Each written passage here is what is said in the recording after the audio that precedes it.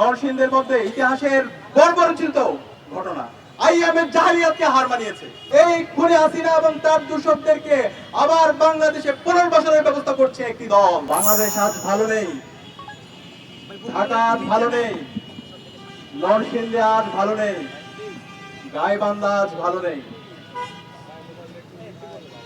জুলাই বিপ্লব পরবর্তী এত শাহাদাতের মাধ্যমে আমাদের আশা ছিল একটা নতুন বাংলাদেশ পাবো, যে বাংলাদেশে আমার মা বোনদের নিরাপত্তা থাকবে, যে বাংলাদেশে চাঁদাবাজি সন্ত্রাস থাকবে না, যে বাংলাদেশে মাফিয়াতন্ত্র থাকবে না, যে বাংলাদেশে সকল মানুষের অধিকার নিশ্চিত করা হবে।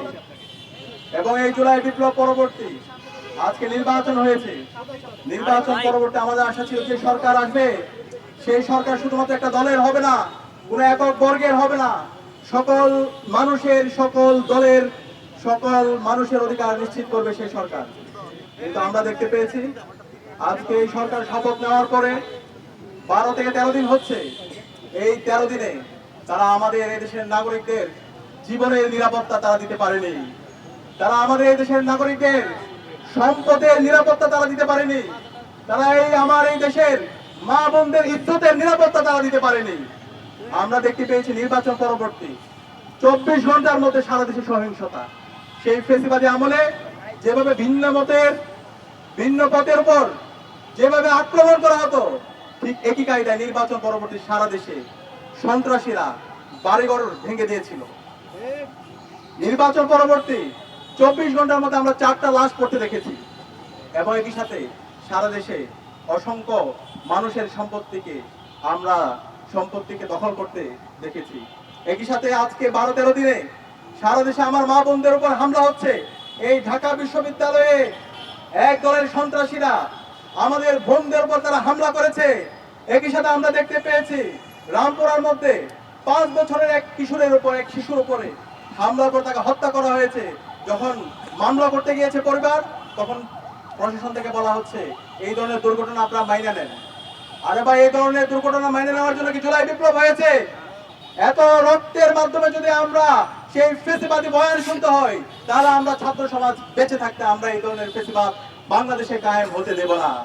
পরবর্তীতে এলাকাবাসী যখন ঘেরাও করলো, এরপরে মামলা নেওয়ার পরে পরিবারকে ক্রমাগত হুমকি দেওয়া হচ্ছে মামলা তুলে নেওয়ার জন্য।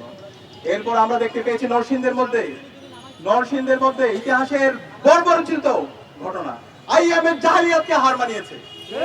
আমাদের এক বোনকে, এক কিশোরকে, 15 বছর বয়সী কিশোর, তাকে গণধর্ষণ করা হয়েছে।